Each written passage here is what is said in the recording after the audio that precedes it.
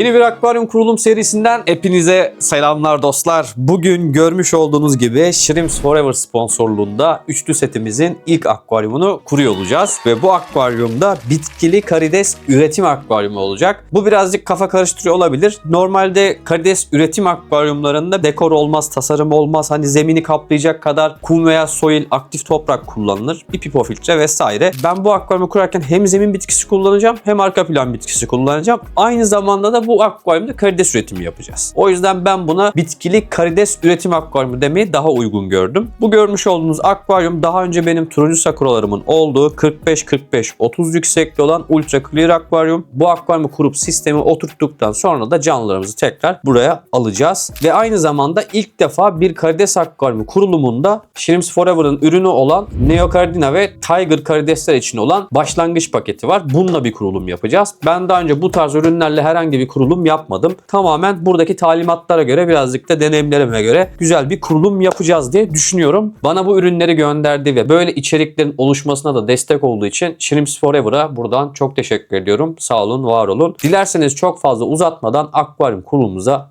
başlayalım.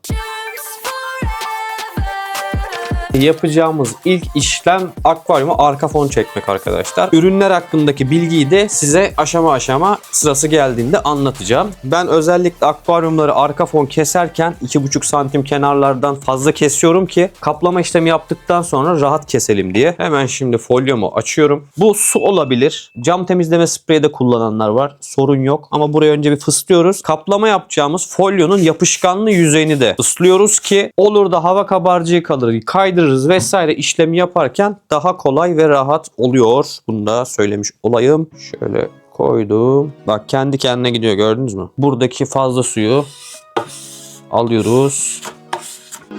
Şöyle. Kesme işlemine başlıyoruz. Bu folyoları keserken döner gibi ileri geri hareket yaparak değil, tek seferde kesiyoruz arkadaşlar.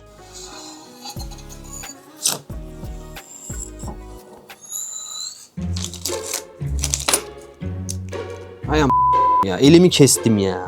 Daha video yayınlanmadan nazar değdi arkadaşlar. Ben bir yara bandı yapıştırıp geleyim abi. 1 hour later. Önce zemine birazcık toprak koyup daha sonra filtre ve bitkilendirme yapacağımız alana karar vereceğim. Aynı zamanda bu akvaryumda şöyle bir yemleme alanı da yapacağım. Onu da size göstereceğim. Önce akvaryum birazcık soilimizi ekleyelim. Daha sonra yapacağımız adımları aşama aşama sizlere anlatacağım. Bu arada bu ürünlerin bütün linkleri aşağıdaki açıklamada mevcut. Zemin malzememizi bir yayalım. Kokuyor mu diye baktım.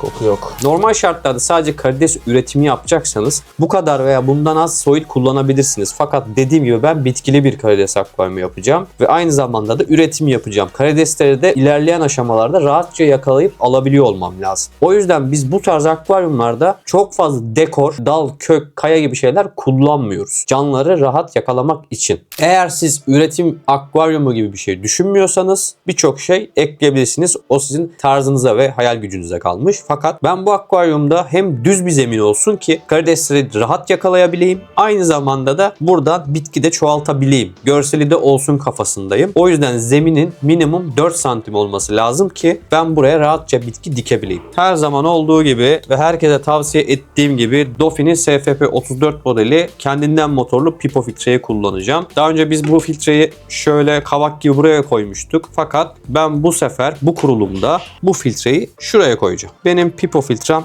burada çalışacak abi. Ben bu akvaryumun zemininde Parvula Minim kullanacağım ve bunun hazırlığında dün yaptığım bitkileri akvaryumdan söktüm halı şeklinde. Daha sonra onları temizleyip porsiyonladım. Tam 5-6 saatimi ona harcadım. Instagram'dan takip ediyorsanız 2 ayda görmüşsünüzdür. Zeminde Parvula Mini kullanacağız ve arka plan bitkileri kullanmayı düşünüyorum. Fakat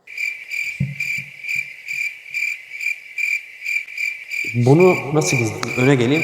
Yani evet, böyle baktığın zaman çok da çirkin durmuyor yani aslında. Kapatmasam da olur. Bir diğer konu da şu. Biz karideslere yem verirken ya da çok sık yem verdiğimizde planarya veya hidro oluşumları olabiliyor. Bu da bizim istemediğimiz bir şey. O yüzden genelde karides akvaryumlarında petri kabı veya besleme kapları kullanılıyor. Ikea'dan bugün salınımı olmayan plastik bir kap aldım. Buna uygun böyle sığ, şık bir cam bulamadım bu arada. O yüzden karides yemlerini atacağım havuz gibi yem alanı oluşturacağım ve bunu cama yapıştırmayacağım ki karşıdan baktığım zaman bunun plastiğini görmeyeyim. Yani arada şöyle 3-4 santim boşluk bıraktım. Arkalara bitki dikeceksek toprağın akmaması için de şu kayalardan kullanmayı düşünüyorum. Nasıl bir şey yapalım? Yükleniyor. Ben düşünürken siz de şu videoyu beğenmeyi unutmayın ya. Şu videoyu bir beğenin. Kanala şuradan bir abone olun. Kardeşinizi bir destekleyin. Ben de o sırada düşüneyim. 1 hour later. Kafamdaki gibi bir set yapmaya kalkıştım ama görsel olarak çok uyduramadım. O yüzden şimdi bir arkaya doğru rampa vereceğim. Birazcık daha şöyle başlıyoruz tekrar dökmeye.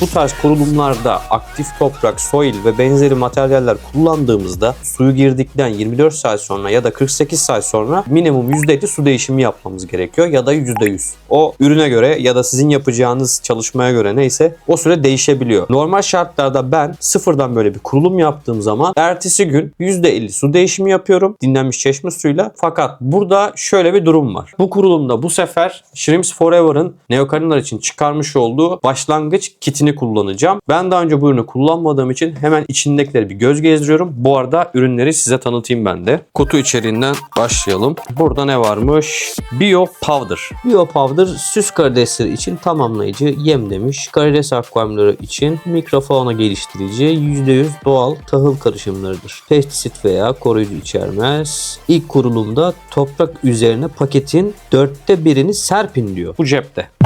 Bak böyle bir kurulum yapmadık hiç. Biz de bir şeyler öğreniyoruz sizlerle. GHKH bu normalde neokardinalarda kullanmıyoruz. Eğer ozmoz, reozmoz su kullanıyorsanız su iletkenliğinizi kontrol edip bu tarz mineraller kullanmanız gerekiyor. Fakat ben dinlenmiş çeşme suyu kullandığım için bu minerale ihtiyaç duymuyorum. Ama ilerleyen zamanlarda olur ki bir kardina akvaryumu kurarız. Kesinlikle şart. Bir diğer küçük kabımızda Daily Feed. Günlük karides yemi. Bunun içeriği neymiş? Hemen kısaca bir bakayım. Süs karidesleri için tam yem. Protein oranı %10. İçinde tahıl, alg, mineraller ve sebzelerden oluşan bir besinmiş. 1-2 saat içerisinde tüketilebileceği kadar atınız diyor. Bunu da aldık kenara. Bitti mi? Bitmedi tabii ki. Bitti mi? Bitmedi.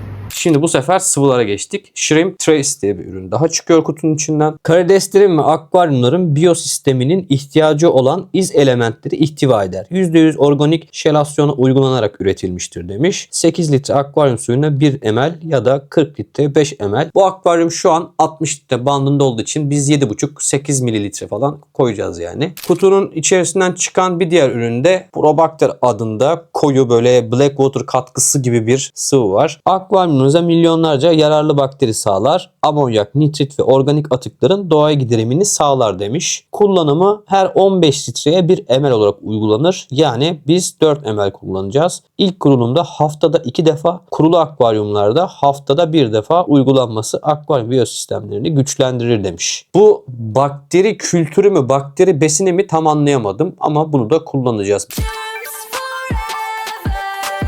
Bu akvaryum bitkili bir akvaryum olacağı için önce bitkilerimizi yerine dikmemiz, hazırlamamız ve daha sonra bunu koymam lazım mantıken. Fakat burayı bitkilendirdikten sonra bu arkadaşın oluşturacağı bir sorun olur mu emin değilim. Bunu da sizlerle deneyimleyeceğiz. Harika bir deneyim kanalıyız abi. Harika. Bak şu videoları izleyip de karides akvaryumu kuramayan varsa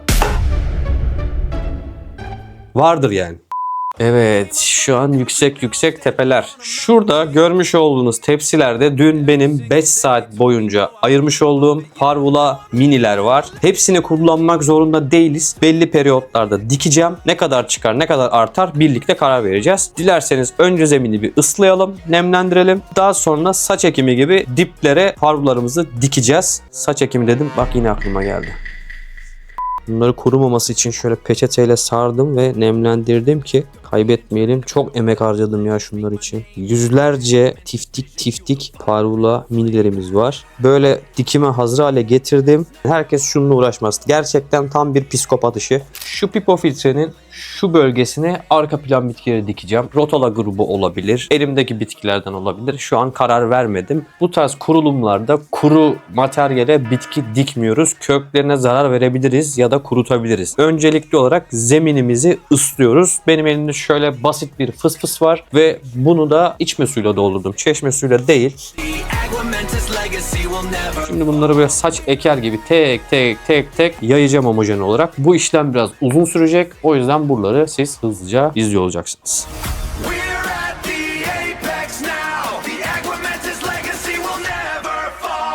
Toprak kuru olduğu için sıktığımız suyun büyük bir kısmını içine hapsediyor. O yüzden arada su sıkmak hem bitkiler için garanti olur hem de sizin kafanız rahat olur. Geçenki kurulumda sürekli şey söyleyen oldu. Joe 2 var mı? Karbondioksit bağladın mı? Hayır, karbondioksit bağlamadım. Bu bitkinin gelişimi, yayılması, zemindeki kullandığınız materyal ve armatürle alakalı. Ben daha önceki kurulumda yine bu toprağın ömrü bitmiş haline kullanmıştım. Armatür olarak da Chiros B serisini kullanmıştım. Yine aynı ürünleri kullanıyorum. Sadece zeminimiz ömrü bitmiş değil de aktif toprak. Yani daha besleyici bir zeminimiz var. O yüzden bu bitkiler tutmayacak kaygısı yok. Yani %100 tutacak. Yayılımı da hızlı olacaktır. Bu da size bilgi olsun.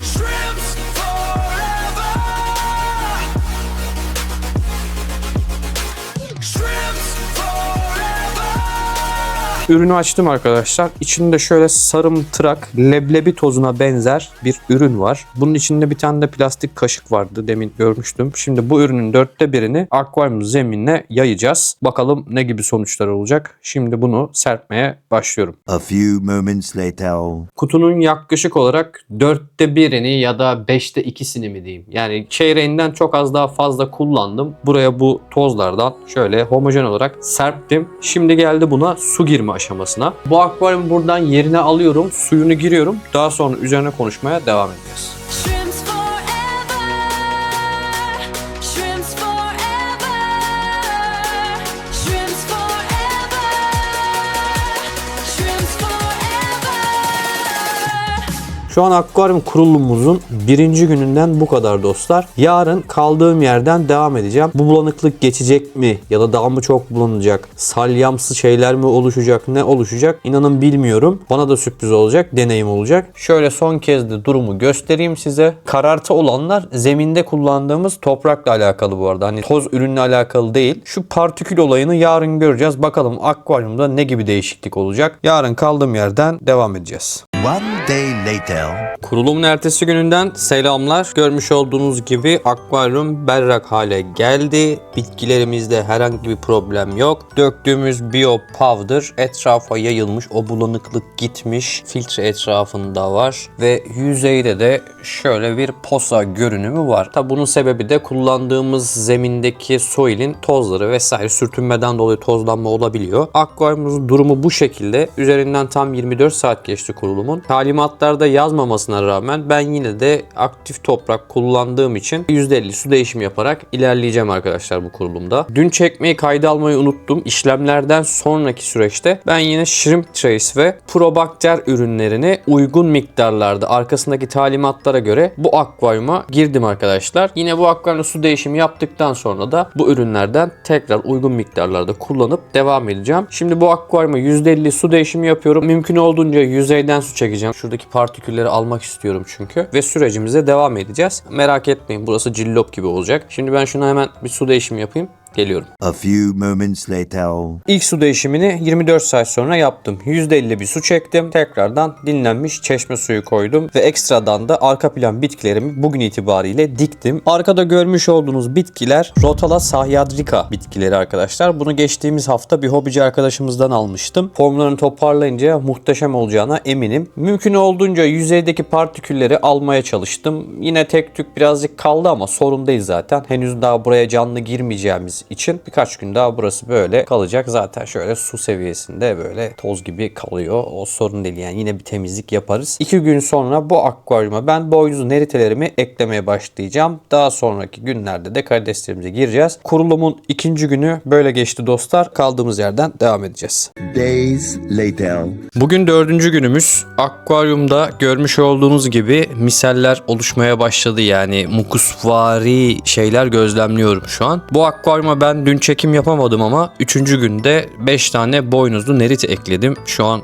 şurada 2 tanesini görüyorsunuz. Bitkilerimiz gayet iyi. Arka plan bitkilerimiz de gayet güzel duruyor. Herhangi bir problem yok. Bahsettiğim mukus tabakasını görebiliyorsunuz zaten. İnce bir de biyofilmimiz var. Bunlar güzel gelişmeler. Normal şartlarda talimatlara göre şu an karides eklemeye müsait görünüyor akvaryum. Fakat ben bir gün daha beklemek istiyorum. Ben bu akvaryumda yarın muhtemelen bir %20 su değişimi daha yapacağım. Ufak tefek böyle kirler, pislikler kaldı. Tamamen onları temizlemek için, yani mekanik bir temizlik yapacağım. Yarın bir aksilik olmazsa karideslerimizi bu akvaryuma ekleyeceğiz. Görüşmek üzere. One day later. Bugün de %20 su değişimi yaptım. Şöyle camlarda ufak tefek böyle yosunumvari oluşumlar mevcut. Çok inceden bir biyofilm tabakası var gibi de yok gibi de böyle. Kenarlarda ufak tefek yine topraktan gelen posalar var. Siz de görün diye akvaryuma böyle çok detay bir temizlik yapmadım. Dün attığım neriteler burada oluşan misellerin büyük bir kısmını tüketmişler. Sadece şu taraflarda biraz kalmış. Biraz da şuradaki yem kabımızda kalmış. Beklediğimiz gün geldi. Yani karideslerimizi bu akvaryuma alacağım sonunda. Ben uzun sürmemesi adına bunları bu suya aşıladım arkadaşlar. Şimdi karideslerimize bismillah diyoruz ve akvaryumlarına alıyoruz. Geliyor. Bize güzel koloniler, güzel şanslar, bereketli yavrular getirin. Yeni yuvanıza yavaşça gidin. Bugünlük karideslerimizi ekledik. 24 saat boyunca bu akvaryumu gözlemleyeceğim. Herhangi bir anormal durum olacak mı, olmayacak mı, kayıp yaşayacak mıyız? Onları da size bildireceğim. Şimdilik bugünlük bu kadar. Charms forever.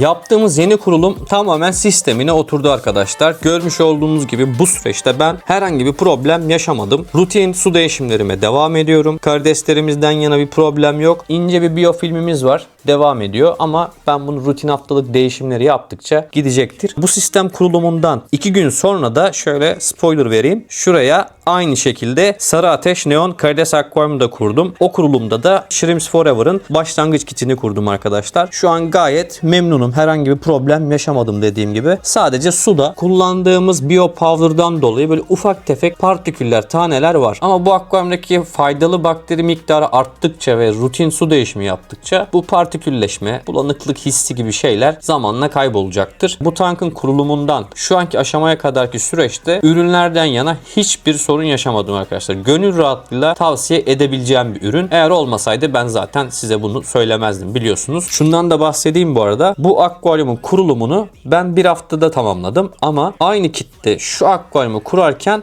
4. günde canlılarımı girdim ve şöyle göstereyim çok uzatmadan, spoiler vermeden. Burada herhangi bir kayıp yaşamadım. Sadece birazcık bulanıklık var, gördüğünüz gibi partikülleşme var. O da dediğim gibi kurulumda kullandığımız biopowder ürünüyle alakalı. Siz de bu ürünü kullanıp kurulum yaptıysanız ya da düşünüyorsanız videonun altına düşüncelerinizi yazabilirsiniz. Ya da aklınıza takılan sorular varsa yorumlara yazabilirsiniz arkadaşlar. Daha detaylı bilgi edinmek isteyen olursa da video altına bu ürünün açıklamasını yazıyorum. Bir sonraki videoda görüşmek üzere. Hoşçakalın.